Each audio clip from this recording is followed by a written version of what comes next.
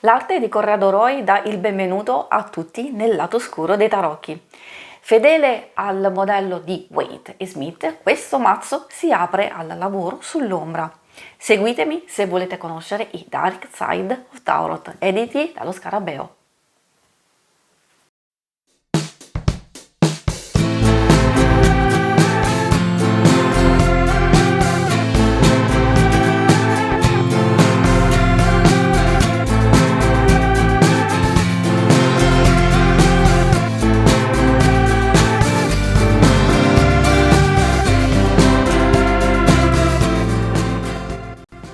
Ciao a tutti e a tutte, amici e amiche di YouTube, io sono Angela, benvenuti alla nuova puntata della Taroteca di Exoteric World. Prima di cominciare vi ricordo che cliccando in alto a destra troverete la playlist con tutti gli episodi precedenti e che subito dopo l'analisi degli arcani maggiori ci sarà uno slideshow in cui li mostrerò tutti e 22 a tutto schermo, in modo da darvi l'opportunità di apprezzarli ulteriormente, magari facendo degli screenshot dei vostri preferiti. Prima della fine della puntata troverete la schermata per accedere agli interattivi dedicati all'amore e l'icona per iscriversi al canale nel caso il video vi sia piaciuto. Adesso cambiamo inquadratura ed entriamo nel vivo della puntata. Venite con me. Ciao, benvenuti, siamo pronti per iniziare a conoscere questo splendido mazzo partendo proprio dalla confezione. Un semplice cartoncino, è vero, abbastanza delicato, quindi bisogna maneggiare con cura. Vi mostro i vari lati. Qui abbiamo proprio la scritta Dark Side of Tarot. Sono tarocchi creati da Corrado Roy, edizioni dello Scarabeo, e lo troviamo scritto un po' dappertutto, e troviamo anche il simbolino dello Scarabeo. Dentro troveremo le istruzioni di Sasha Graham. Questo precisamente è stato stampato nell'agosto del 2022. Adesso andiamo ad aprire la nostra scatolina e appunto dentro andremo a trovare il nostro mazzo. Come prima carta, così quasi come se fosse una bella copertina, e poi ovviamente troviamo il nostro libretto piccolino, questo è vero, però mi è capitato appunto di leggerlo e studiarlo per iniziare, per avere un'infarinatura. Direi che pur essendo, diciamo, striminzito nelle varie indicazioni, direi che sono abbastanza esaustive. È ovvio che bisogna poi integrare successivamente con altre informazioni e soprattutto poi lo studio. La parte in inglese, ho notato, è leggermente ampliata. Dico leggermente perché è quasi uguale, c'è qualche indicazione in più riguardo all'analisi degli arcani minori. Il libretto parla appunto del lato oscuro dei tarocchi, specifica, ovviamente è doveroso perché non si tratta di un mazzo che parla degli aspetti negativi delle varie situazioni, degli atteggiamenti, dei comportamenti, eccetera, insomma, di quello che noi andiamo a leggere ed interpretare. No, assolutamente no. Quindi fa una doverosa, diciamo, premessa proprio sull'ombra dei tarocchi e una breve introduzione a quelle che sono le carte, come leggerle, quindi delle indicazioni. Ovviamente distese non ce ne sono tantissime, c'è solo la classica qui chiamata stesa segno di poi, però è la classica 3 carte passato, presente, futuro. Quindi qui appunto troviamo qualche indicazione su ogni carta, le parole chiave, quindi la parte in luce e ombra, e una piccola spiegazione però solo per gli arcani maggiori, perché per gli arcani minori effettivamente c'è solo l'indicazione sulle parole chiave, sempre luce e ombra. Quindi questo è il libretto. Andremo a vedere poi ovviamente tutte le carte, partendo proprio dagli arcani maggiori. Vi ricordo che se vi dovesse piacere questo mazzo, in descrizione trovate il link per acquistarlo.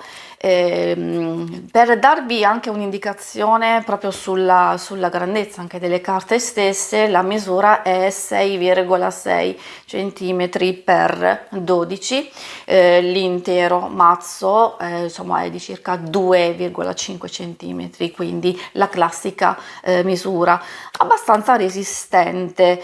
Direi che per mia esperienza è sempre meglio mischiarli con accortezza. I bordi, diciamo i lati, sono quelli che si rovinano più facilmente, poi essendo un mazzo abbastanza scuro, effettivamente se guardate è molto più facile che si possano appunto rovinare gli angoletti. Infatti qui già si vede, non è nulla di grave, magari potete colorarli e così avere anche un mazzo più interessante.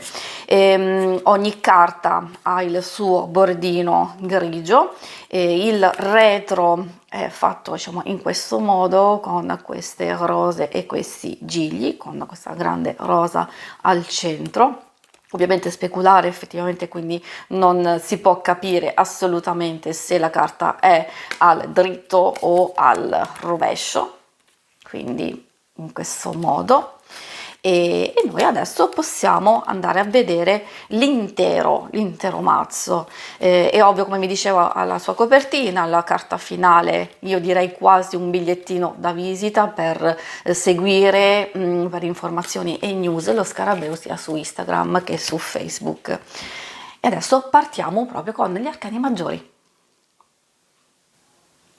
Eccoci di fronte ai primi 22 arcani maggiori. Vi ricordo che se li volete osservare meglio, subito dopo ci sarà uno slideshow, così potete godere della loro bellezza.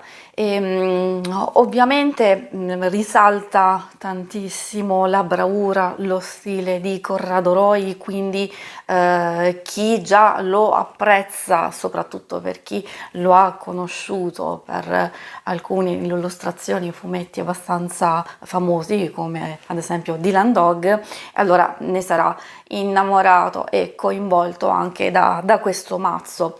Una cosa che potrà notare magari qualcuno di voi che già conosce i tarocchi è che sono una versione quasi uguale dei classici Waite Smith.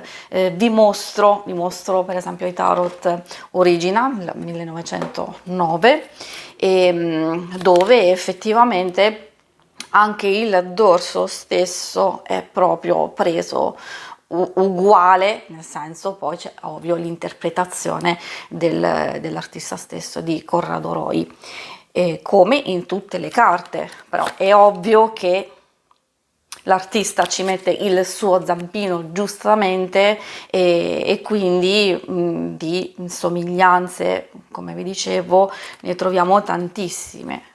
Ad esempio qui abbiamo l'imperatrice, con le somiglianze nella costruzione, quindi nella rappresentazione, nelle movenze, negli atteggiamenti, le espressioni, e poi vabbè sono una cosa unica, effettivamente lo potete già notare voi, quindi in un certo senso queste raffigurazioni qui sono state decisamente migliorate dalla bravura e dall'esperienza di Corrado Roy.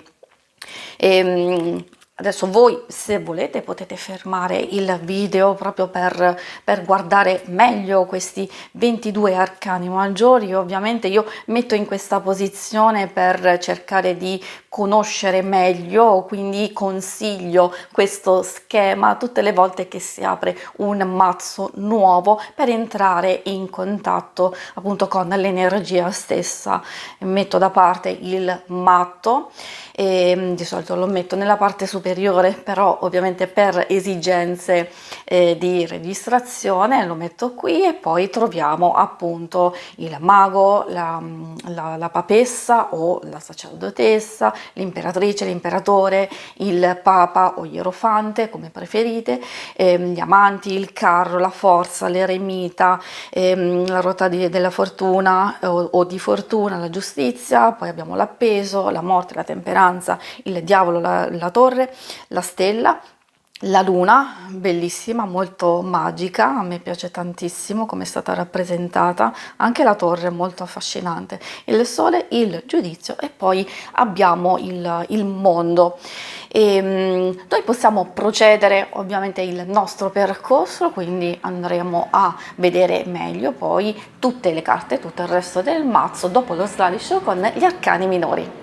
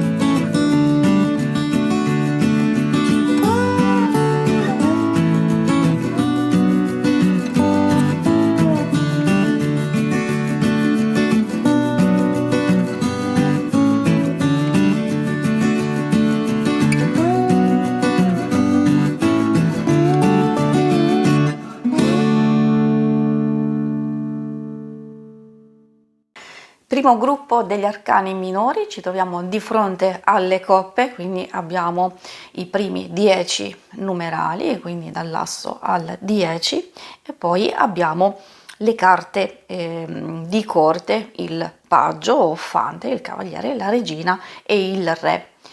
Una cosa importante che ovviamente già abbiamo parlato, che ogni singola carta graficamente vedete questo bordino grigio, poi ci sono delle fascette nella parte superiore e poi inferiore, dove qui appunto in questo caso troviamo scritto il numero di riferimento o il nome, e poi nella parte inferiore troviamo proprio il gruppo di appartenenza, in questo caso delle coppe. E ovviamente prima avevamo visto gli arcani maggiori, stessa cosa, però troviamo nella fascetta superiore il numero di riferimento e sotto troviamo il titolo o il nome della carta. Se volete potete fermare il video per gustare meglio queste splendide carte. Una cosa secondo me molto importante, assolutamente da non trascurare, è che potreste chiedermi: ma perché prendere un mazzo diciamo del genere se effettivamente è fedelissimo al classico Wade Smith? Di sicuro per l'arte, e quindi se siete fan di Corrado Roy, quindi questa come prima cosa per averlo in collezione. Io lo uso principalmente proprio nelle letture, per andare ad individuare il lato ombra, che non è diciamo il negativo. È vero che si possono interpretare appunto in una lettura le carte al rovescio, e quindi la carta al rovescio viene indicata come lato ombra. Io tendenzialmente non uso le carte al rovescio, e appunto anche per varie motivazioni, in base ai metodi, seguo di più l'indicazione del lato ombra, e cioè effettivamente si va ad indagare gli aspetti repressi, bloccati, quelli inespressi che stiamo ignorando o addirittura rifiutando di noi stessi, o anche in riferimento alla personalità, all'atteggiamento da adottare o che in teoria dovremmo adottare per cercare di star meglio con noi, però insomma in qualche modo c'è una mancanza o un blocco, e appunto queste carte possono aiutarci tantissimo. Col fatto che siano in bianco e nero effettivamente si può riuscire ad indagare meglio, perché ci può mettere a contatto con meno distrazioni di solito negli altri mazzi che sono più colorati, e quindi durante una meditazione, ecco, possiamo lasciarci andare al nostro intuito. E adesso andiamo a proseguire il nostro percorso con i denari. Eccoci di fronte agli arcani minori. In questo caso abbiamo le carte dei denari che si riferisce, magari come molti di voi già sanno, alla sfera materiale, del lavoro, dei soldi, di ciò che si possiede. Per molti di voi che magari stanno incominciando a studiare, secondo me questo potrebbe essere un ottimo inizio, prima di tutto perché essendo appunto abbastanza simile e segue iconograficamente appunto i classici Waite Smith, si può iniziare direttamente con questo mazzo. Spesso in altre recensioni consiglio sempre di iniziare con i classici per poi integrare e spostarsi su altri generi, altri tipi e interpretazioni dei vari artisti, però diciamo in questo caso mi permetto assolutamente di consigliarlo. A maggior ragione se avete già un altro mazzo di tarocchi, sia appunto come può essere un classico, si possono usare insieme, quindi la parte dove si vanno ad interpretare tutti quegli aspetti che sono bloccati, e poi con l'altro mazzo cercare di capire come favorire e aiutarci a tirar fuori magari un nostro talento represso, oppure capire quale lato dobbiamo utilizzare in una certa situazione. Quindi effettivamente si può giocare anche insieme ad altri mazzi e di non assolutamente bloccare la nostra fantasia e cercare appunto di trovare altre soluzioni. Quello che consiglio sempre ovviamente è di mettersi come sto facendo io in questo modo e lasciare che le carte vi parlino, quindi avere un blocchetto, un quadernino dove voi man mano, o anche semplicemente estraendo una carta al giorno, scrivete prima le vostre impressioni, quello che vi sta dicendo quella carta, e poi magari andate a vedere il suo significato e poi procedere in questo modo. E assolutamente sconsiglio di imparare a memoria, perché la lettura potrebbe diventare troppo meccanica. Qui, come vi dicevo, abbiamo le nostre carte di denari, sempre quelle numerali, e poi le 4 carte di corte. Potete fermare il video per visionarli meglio e noi proseguiamo il nostro percorso con le carte dei bastoni. Eccoci di fronte al terzo gruppo, abbiamo le carte dei bastoni, associazione al fuoco, alla volontà, ai desideri, alla passione, anche al lavoro stesso, più che altro alla dedizione, alla determinazione che noi mettiamo nel perseguire un obiettivo. Come potete vedere, ovviamente, che avete già notato nei gruppi precedenti, quindi in tutte le carte, cioè, lo stile è proprio bellissimo, elegante, semplice allo stesso tempo, però molto potente, molto forte. E anche qui, se volete, potete fermare il video per visionarle bene. E quindi abbiamo le nostre carte di corte dall'asso al 10 di bastoni, e poi abbiamo quelle numerali e quelle carte di corte dal fante al re. E proseguiamo con l'ultimo seme, quello delle spade. Per concludere abbiamo il quarto gruppo, quello delle spade. Anche qui abbiamo le nostre 10 numerali, sempre ben illustrate, e poi le 4 carte di corte. Anche qui, se volete, potete fermare il video per visionarle così in modo particolare.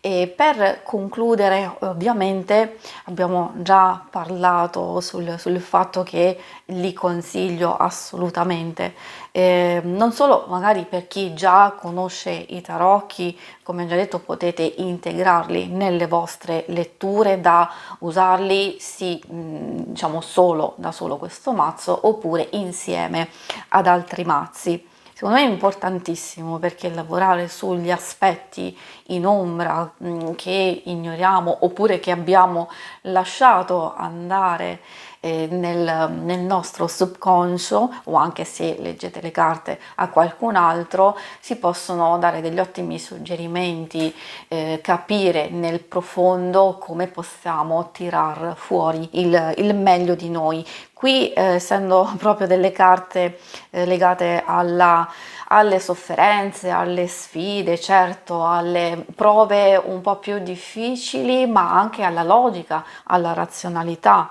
quello appunto delle spade. Ecco, diciamo, a maggior ragione, diciamo, secondo me è il consiglio di utilizzare questo mazzo di più per questioni interiori, spirituali, e di lavorare sul lato ombra. Poi effettivamente uno si deve sentire libero di utilizzarlo nel miglior modo possibile, che ognuno di noi crede. Quindi da tenere in collezione sicuramente, quindi se amate l'arte di Corrado Roy, soprattutto anche se vi può piacere non solo, diciamo, lo stile, ma il fatto che siano in bianco e nero, da potervi concentrare su questioni un po' più importanti, togliendo le varie distrazioni. E poi ovviamente, come dico sempre, effettivamente il collezionismo è importante, di utilizzarle e di verificare insieme, passo passo, con le vostre intuizioni, e poi integrare quelle che sono le parole chiave che troverete sul librettino con uno studio più approfondito. Quindi super consigliato per neofiti, quindi per chi sta iniziando, e anche per i professionisti. Si conclude qui questo viaggio, spero che queste carte vi siano piaciute. Se volete fatemi sapere nei commenti, e se volete potete andare a vedere tutte le altre puntate, seguirmi per tutti i contenuti che ho sul mio canale. Se volete potete anche seguirmi su Instagram. Grazie di nuovo a tutti, alla prossima, ciao!